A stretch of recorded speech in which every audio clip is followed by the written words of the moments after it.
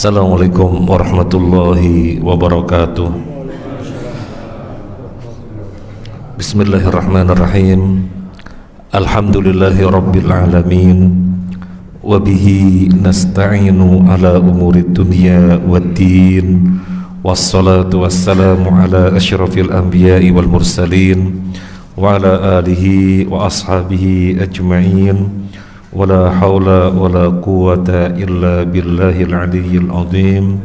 Wala hawla wala quwwata illa billahil aliyyil azim. Amma ba'd. Para jemaah rahman wa rahimakumullah, kita melanjutkan kajian tafsir surat Yunus terakhir sampai ayat 21. Sekarang kita memulai ayat selanjutnya, yaitu ayat 22. A'udzu billahi minasy syaithanir rajim. Huwallazi yusayyirukum fil barri wal bahr hatta idza kuntum fil fulki wajarayna bihim birihin tayyibatin wa farihu biha ja'atha rihun 'asifun wa ja'ahumul mawju min kulli makanin wa dhannu annahum uhita bihim da'wallaha mukhlishina lahuddin la in anjaytana min hadhihi lanakunanna minasy syakirin. Ada yang baca yang keras? Dialah Tuhan yang menjadikan kamu dapat berjalan di daratan dan berlayar di lautan, sehingga ketika kamu berada di dalam kapal dan meluncurlah kapal itu membawa mereka orang-orang yang ada di dalamnya dengan tiupan angin yang baik, dan mereka bergembira karenanya. Tiba-tiba datanglah badai dan gelombang menimpanya dari segenap penjuru, dan mereka mengira telah terkepung bahaya. Maka mereka berdoa dengan tulus ikhlas kepada Allah semata, seraya berkata, sekiranya Engkau menyelamatkan kami dari bahaya ini, pasti kami termasuk orang-orang yang bersyukur. Jazakumullah khairan. Sekarang ayat 22. Di sini Allah menyebutkan contoh bentuk mendustakannya mereka terhadap nikmat yang Allah berikan. Allah sebutkan dengan memulai nikmat. Allah sebutkan dengan memulai rahmat yang Allah berikan pada mereka. Huwallazi yusayyirukum fil barri wal bahr. Dialah Allah yang menjalankan kalian, atau dialah Allah yang menjadikan kalian bisa berjalan di daratan dan di lautan. Kita semuanya mengetahui kalau di daratan memang tempat kita, sehingga kita berjalan di daratan, kita lalu lalang di daratan. Tetapi Allah juga menjadikan lautan halnya seperti daratan. Lautan yang sesungguhnya kita tidak bisa berjalan di atasnya, yang kita tidak bisa berlari di atasnya karena pasti tenggelam. tetapi Allah jadikan lautan bisa ditaklukkan untuk manusia, dan manusia diajari membuat kapal dan seterusnya, yang akhirnya selain daratan manusia juga bisa berjalan di atas lautan. Ini nikmat dari Allah Azza wa Jalla. Disebutkan di dalam hadis yang disahihkan oleh Syekh Al-Albani, Nabi sallallahu alaihi wasallam bersabda, "Wa man raqibal bahra fi irtijajihi faghariqa faqad bari'at minhu adh-dhimmatu." Barang siapa yang mengarungi lautan, berlayar di lautan ketika sedang ombak besar lalu tenggelam, maka jaminan terbebas darinya. Artinya salahnya dia sendiri. Wong lagi ombak besar kok dia berlayar, kok dia melaut, maka salahnya dia sendiri. Artinya apa? Artinya meskipun lautan telah Allah taklukkan untuk manusia, sehingga manusia bisa menaklukkannya, berjalan di atasnya sebagaimana di daratan, tetapi jangan kemudian tidak memperhatikan keadaan yang bisa membahayakan. Maka Nabi kasih rambu-rambu. Boleh kalau ombaknya tidak besar, boleh kalau ombaknya tidak besar. Dari hadis ini sekaligus ada faedah yang lain, bahwa sesuatu yang membahayakan kita dan kita tahu itu perkara yang membahayakan, kemudian kita melakukannya, maka kita berdosa. Kan lautan sudah ditaklukkan. Iya, lautan sudah ditaklukkan. Manusia diajari ilmu, membuat kapal sehingga bisa melaut, berlayar, mengarungi lautan berhari-hari. Ya karena memang lautan telah ditaklukkan dan manusia telah diajari, tapi bukan kemudian tidak memperhatikan perkara-perkara yang mesti diantisipasi. Di antaranya adalah ombak, jangan melaut. Kalau kemudian tenggelam, tidak ada jaminan bagi dia, artinya dia menanggung sendiri, artinya dia berdosa. Dan bukan ini saja, tetapi apapun yang kita tahu itu bisa berbahaya, yang kita tidak mampu menghadapinya, terus kita memaksakan diri, berdosa. Allah berfirman, wala tulqu biaidikum ila tahlukah.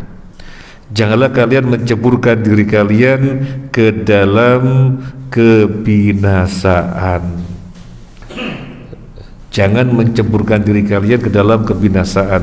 Para ulama mengatakan rokok hukumnya haram. Rokok hukumnya haram dengan mengambil ayat ini, wala tulqu biaidikum ila tahlukah. Jangan ceburkan diri kalian ke dalam kebinasaan. Sudah tahu rokok mengandung ini, mengandung ini, bisa menyebabkan keguguran, bisa menyebabkan paru-paru, bisa menyebabkan ini mandul dan seterusnya. Dan yang mengatakan para ahlinya. Artinya itu bukan sekedar omong kosong, yang mengatakan ahlinya. Kok orang merokok? Berarti menceburkan diri ke dalam kebinasaan, hukumnya haram. Orang tidak bisa nyetir mobil kemudian memaksakan diri ke jalan raya, nabrak, dosa dia. Apapun yang membahayakan, yang dia tidak bisa menghandle-nya, nggak bisa menghadapinya, nggak bisa mengantisipasinya dan memaksakan diri, hukumnya adalah dosa. Lebih lengkapnya, hadis ini berbunyi, kuntu Zuhair as-Sanuri fa'ataina ala rajulin na'im ala dhuhri jidarin wa laysa lahu ma yadfa'u rijlaihi fadarabahu birijlihi thumma qala qum qala Zuhair qala Rasulullah sallallahu alaihi wasallam man bata ala dhahri jidarin wa laysa ma yadfa'u rijlaihi fa waqa'a fa mata faqad bari'at minhu ad-dhimmah wa man raqibal bahra fi irtijaji fa ghariqa faqad bari'at minhu ad-dhimmah. Saya bersama Zuhair As-Sanuri, seorang sahabat, Zuhair As-Sanuri radhiyallahu an. Kami mendatangi seseorang yang lagi tidur di atas dinding yang tidak ada perlengkapan untuk pengamanan. Jadi tidur saja di atas dinding, gak ada pengamannya. Kemudian kami membangunkannya, bangun. Langsung Zuhair menasehatinya. Qala Rasulullah sallallahu alaihi wasallam. Rasulullah sallallahu alaihi wasallam bersabda, barang siapa yang tidur di atas dinding yang tidak ada sesuatu yang mengamankan kedua kakinya, artinya tidak memakai pengaman, lalu dia jatuh dan mati, maka tidak ada jaminan baginya. Salahnya dia. Di dalam syarahnya, mau menuntut yang mempekerjakan gak bisa, mau menuntut kisos gak bisa, karena gak ada yang disalahkan. Yang disalahkan dia sendiri. Ini yang dimaksud faqad bari'at minhu ad-dhimmah, maka jaminan berlepas darinya. Gak ada yang menjamin, gak ada tuntutan kisos, gak ada tuntutan ganti, gak ada. Salahnya dia sendiri. Termasuk yang mengarungi lautan ketika sedang terjadi ombak. Hatta idza kuntum fil fulki wa jarayna bihim birihin thayyibati wa farihu biha ja'at harihun asif. Hingga ketika kamu berada di atas kapal, yang kapal itu membawa kalian dengan angin yang enak, dan kalian sedang bersenang-senang di atas kapal tersebut, lalu datanglah angin topan, lalu datanglah kepada mereka ombak dari segala penjuru yang mereka merasa yakin akan mati, yang mereka yakin gak ada jalan kecuali mati. Apa yang mereka lakukan? Da'awullaha mukhlishina lahuddin, berdoa kepada Allah dengan mengikhlaskan peribadahan.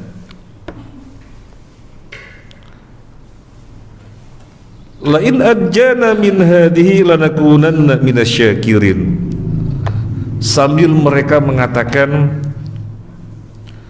kalau engkau lain anjaitana, kalau engkau menyelamatkan kami dari ini, keadaan yang seperti ini, angin topan yang sangat besar sehingga ombaknya sedemikian rupa terombang-ambing di atas laut, kalau engkau menyelamatkan kami ini, maka kami benar-benar akan termasuk hamba-hamba yang bersyukur, yang berterima kasih, yang beribadah dengan semestinya.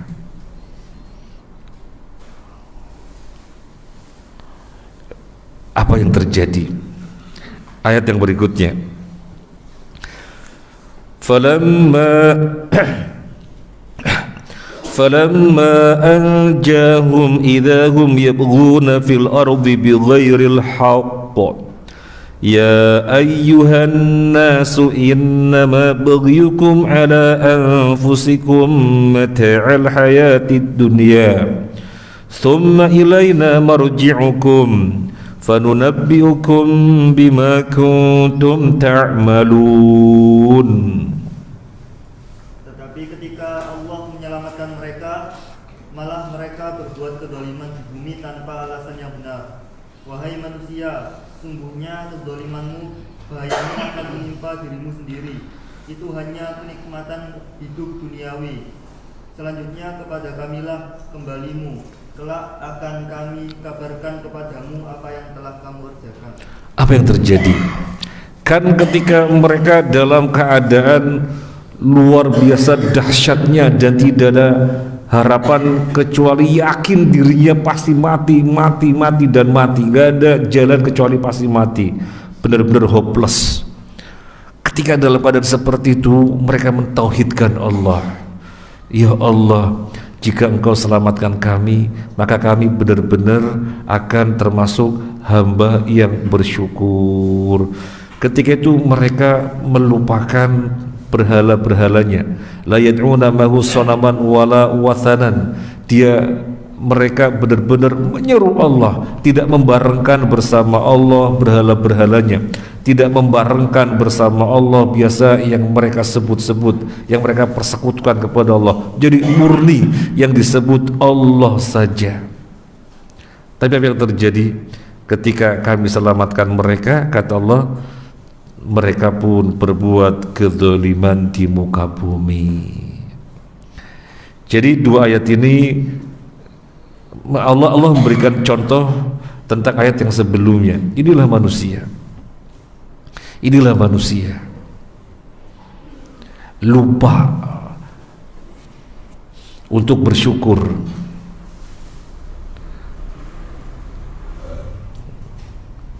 Diberikan rahmat setelah sebelumnya ditimpakan malapetaka. Begitu Allah hilangkan malapetakanya,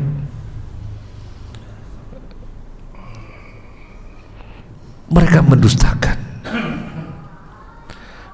mendustakan.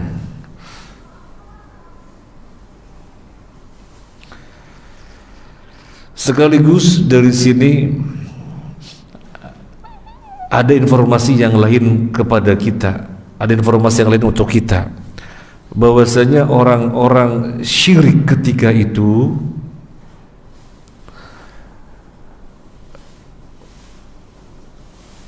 lebih mengerti tentang pemahaman tauhid daripada kaum muslimin zaman sekarang. Loh, kok bisa? Orang-orang musyrik ketika itu lebih mengerti tentang tauhid daripada muslim zaman sekarang. Dilihat dari sisi apa? Muslim zaman sekarang enggak lapang, enggak sempit berbuat kesyirikan. Adapun orang musyrik ketika itu berbuat kesyirikannya ketika sempit, berbuat kesyirikannya ketika lapang. Begitu sempit, hanya Allah, la in anjaitana min hadhihi lanakunanna minasyakirin. Kalau Engkau selamatkan kami dari ini, maka kami akan menjadi hamba yang bersyukur. Jadi enggak nyebut-nyebut berhala lagi, udah hilang semuanya, enggak diingat, karena mereka benar-benar sadar yang bisa menolong hanyalah Allah, Tuhan adalah Allah, Tuhan yang hakikat adalah Allah. Ketika sempit, mentauhidkan Allah. Begitu lapang, kembali syirik. Tapi muslim zaman sekarang enggak lapang, enggak sempit, ngetung-ngetung betonan, enggak lapang, enggak sempit, jimat-jimatan. Jadi mereka lebih mengerti tentang tauhid daripada muslim zaman sekarang. Termasuk mereka ketika disuruh mengucapkan la ilaha illallah, apa mereka mau? Ketika mereka disuruh mengucapkan la ilaha illallah, wa idza qila lahum la ilaha illallah yastakbirun. Ketika mereka disuruh mengucapkan la ilaha illallah, mereka menyombongkan diri, tidak mau mengucapkan. Kenapa? Karena mereka paham kalau mengucapkan la ilaha illallah konsekuensinya apa? Seluruh apapun yang merupakan tandingan Allah harus ditinggalkan. Maka mereka enggak mau. Jadi ngerti makna la ilaha illallah. Sementara orang muslim zaman sekarang mengucapkan la ilaha illallah bisa ratusan kali, bahkan ribuan kali, tetapi tetap berbuat kesyirikan. Sehingga musyrik zaman dahulu, para ulama mengatakan lebih mengerti tentang tauhid daripada muslim zaman sekarang. Baik, kemudian Allah berfirman, ya ayyuhan nas innama baghyukum ala anfusikum mata'al hayatid dunya. Wahai manusia, sesungguhnya kedzaliman yang kalian perbuat itu hanya menimpa diri kalian sendiri, dan itu kesenangan yang sedikit di dunia. Kan sudah Allah selamatkan, semestinya kan secara kausalitasnya tenggelam, nggak selamat di tengah laut, tetapi Allah selamatkan. Tetapi yang terjadi malah mereka berbuat kedzaliman, tidak berbuat kesyukuran sebagaimana janji yang sebelumnya. Mereka berbuat kedzaliman, syirik tetap syirik, memusuhi Nabi tetap memusuhi Nabi, dan seterusnya. Tidak mengindahkan syariat, ya tetap berkelanjutan. Apa kata Allah? Urusanmu, urusanmu. Karena kezaliman yang kalian perbuat, sesungguhnya kalian sendiri yang menanggung. Apakah Allah yang Maha Agung menjadi berkurang keagungannya dengan kezaliman yang diperbuat manusia? Apakah Allah yang Maha Besar menjadi berkurang maha besarnya karena kezaliman yang diperbuat oleh manusia? Apakah Allah yang Maha segalanya menjadi berkurang sifat sempurnanya tersebut, menjadi terciderai sehingga berkurang mahanya karena perbuatan kezaliman manusia? Tidak, sama sekali tidak. Makanya Allah berfirman, ya ayyuhan nas innama baghyukum ala anfusikum. Sesungguhnya kezaliman kalian ya yang menanggung kalian sendiri. Di dalam surat Ibrahim, Nabi Musa mengatakan kepada kaumnya, seandainya seluruh manusia di muka bumi kafir, maka Allah ghani dan terpuji, maka Allah Maha kaya dan maha terpuji. Seandainya seluruh manusia di muka bumi semuanya kafir, gak akan mengurangi kekayaan Allah, gak akan mengurangi terpujinya Allah. Karena sesungguhnya peribadahan yang dilakukan oleh manusia kepada Allah Azza wa Jalla, ya manusia itu sendiri yang diuntungkan, untuk kepentingan manusia itu sendiri. Bukan kemudian Allah menjadi bertambah agung, bertambah besar, bertambah sempurna, bukan. Mata'al hayatid dunya itu merupakan kesenangan yang sedikit di dunia. Orang gak mau diatur oleh syariat, wis maunya sesuai dengan pandangannya, sesuai dengan hawanya. Itu biasanya motivasinya adalah motivasi duniawi. Berbuat zalim, tidak mau terikat dengan aturan. Berbuat zalim, tidak mau melihat pedoman yang telah diajar oleh syariat. Biasanya terdorong oleh kepentingan duniawi.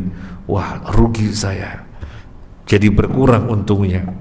Wah, menjadi kalah saya dalam persaingan. Wah, kurang banyak untungnya, kurang banyak labanya. Wah, jadi menjadi rendah kedudukan saya. Biasanya motivasinya seperti itu. Makanya Allah katakan mata'al hayatid dunya, itu kenikmatan dunia yang sedikit. Sudah kenikmatannya sedikit, terbatasi oleh waktu lagi. Sudah kenikmatannya sedikit, kecil kenikmatannya, terbatasi oleh waktu lagi. Tsumma ilaina marji'ukum, kemudian kalian akan dikembalikan kepada kami. Fadunabbiukum bima kuntum ta'malun, kemudian kami memberitahukan kepada kalian apa yang telah kalian perbuat. Dibuka seluruh catatan amalannya, sejak mulai dicatat amalnya ketika sudah balik sampai mati, diperlihatkan dan merasakan balasannya tanpa ada batasan umur. Makanya kan berarti mereka orang-orang yang bodoh, bela-belain keuntungan yang sedikit, terbatas waktu lagi, dengan mengesampingkan keuntungan yang sangat besar yaitu surga dan tanpa batasan waktu. Apakah mereka tidak tahu hal ini? Semuanya tahu. Mereka sadar. Kenapa menyadari tetapi tidak bisa berlepas dari kungkungan yang demikian? Itulah hebatnya dunia, manis dan hijau. Itulah hebatnya dunia, manis dan hijau.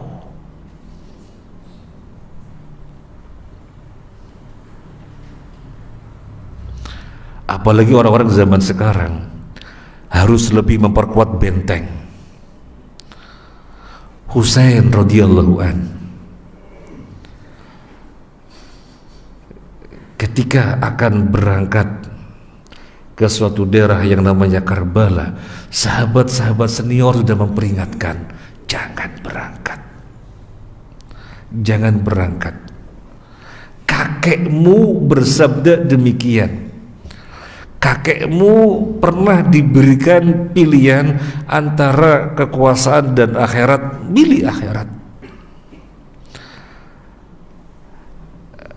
Maka jangan berangkat. Sudahlah urusan kekuasaan.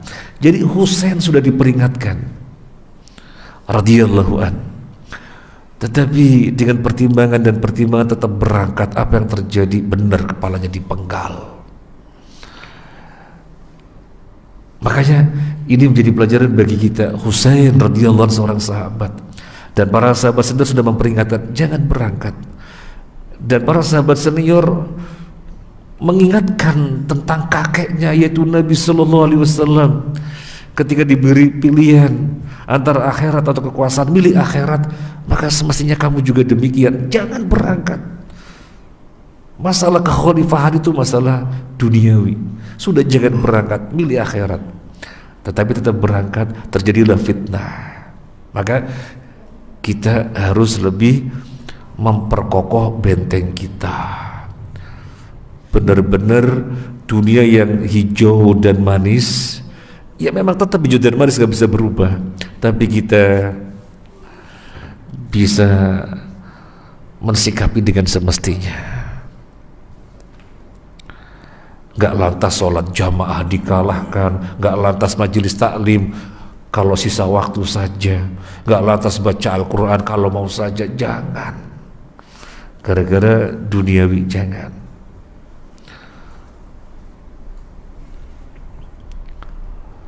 Dan kemudian ayat yang berikutnya 24.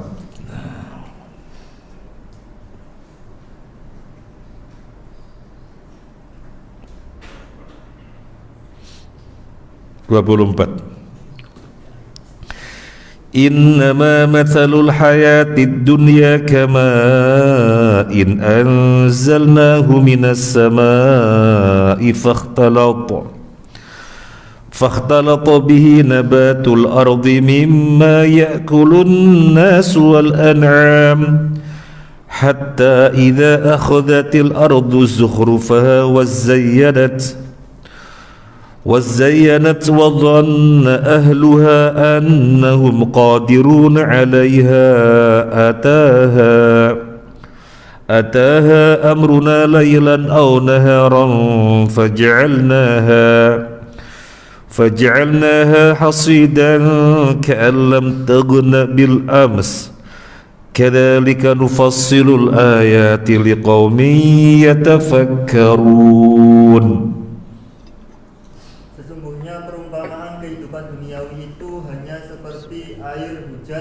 Yang kami turunkan dari langit, lalu tumbuhlah tanaman-tanaman bumi dengan subur karena air itu. Di antaranya ada yang dimakan manusia dan hewan ternak, hingga apabila bumi itu telah sempurna keindahannya dan berhias, dan pemiliknya mengira bahwa mereka pasti menguasainya, memetik hasilnya, datanglah kepadanya azab kami pada waktu malam atau siang. Lalu kami jadikan tanamannya seperti tanaman yang sudah disabit, seakan-akan belum pernah tumbuh kemarin. Demikianlah kami menjelaskan tanda-tanda kekuasaan kami kepada orang yang berpikir. Jazakumullah khairan.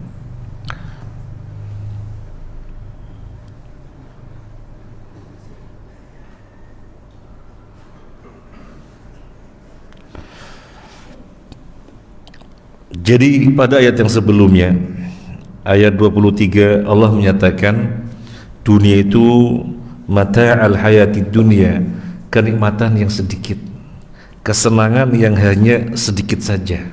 Masa dibela-belain?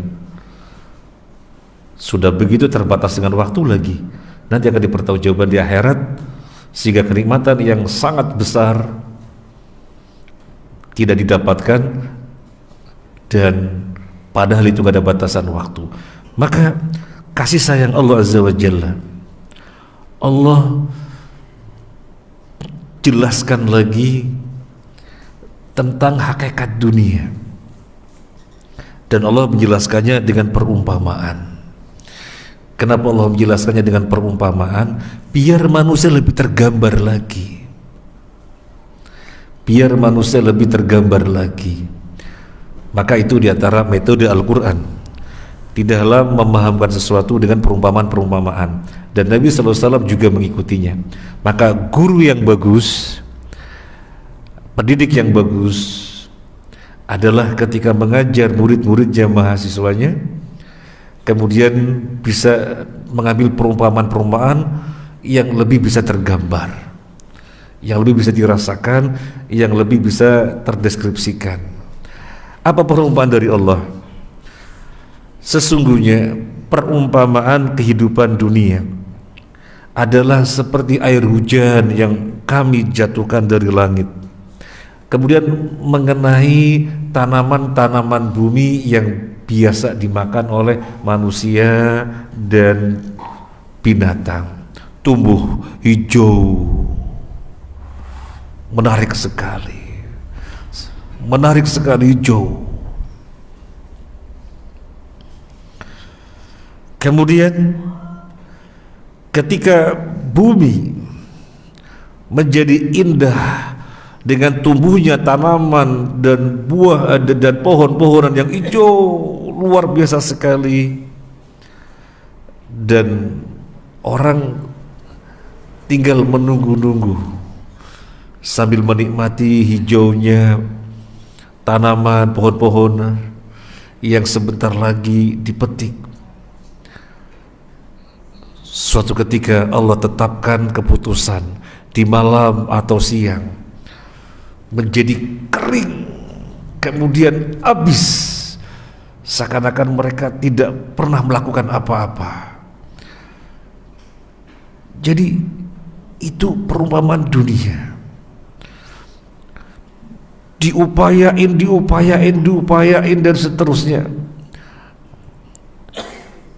Sementara usianya tidak panjang. Dicari, dikumpulin. Akan sampai kapan? Perumpamaannya Allah umpamakan demikian. Sudah diupayain, tanam tanaman apa saja, kemudian Allah turunkan hujan, menjadi tumbuh, menyenangkan, tinggal nunggu. Saatnya panen malah Allah gagalkan sehingga mereka nyaho. Tahu nyaho? Gigit jari. Nyaho itu bahasa Jerman, jajar kauman. Nah, diupayakan dunia, dikejar, di akhirat gak dapat apa-apa, nyaho. Dan orang nanti di akhirat benar-benar tahu di dunia hanya berapa lama? Sehari atau setengah hari. Apa kemudian kita baru sadar di sana? Sekarang lo sudah dikasih tahu oleh Allah, di dunia itu dulu sehari atau setengah hari, nanti dilihat dari akhirat semua orang akan merasakan seperti itu. Masa kemudian mengejar yang sedikit dan terbatas usianya? Jadi di sini Allah menjelaskan lagi dengan perumpamaan biar manusia bisa sadar. Makanya di akhir ayat disebutkan kadzalika nufassilul ayati liqaumin yatafakkarun, demikianlah kami merinci ayat-ayat kami menjelaskan ayat-ayat kami liqaumin yatafakkarun, tapi yang demikian itu bermanfaat bagi kaum yang berpikir. Jadi Allah sudah menyatakan kami rinci ayat-ayat kami jelaskan ayat-ayat kami bagi orang yang berpikir. Artinya yang tidak berpikir, yang tidak merenung, ya kali saja, hambar saja, nggak ngefek, nggak ada artinya. Tapi kaum yang berpikir, apalagi ayat ini dibaca, ditadabur, direnung, semakin menguatkan diri, akhirnya motivasi ukhrawinya lebih kuat. Benar-benar dunia dijadikan di tangan saja. Kita adzan dulu, nanti soal kita lanjut. Jazakumullah khairan. Wassalamualaikum warahmatullahi wabarakatuh. Wa ala alihi wasallam ajmain. Walhamdulillahirabbil alamin.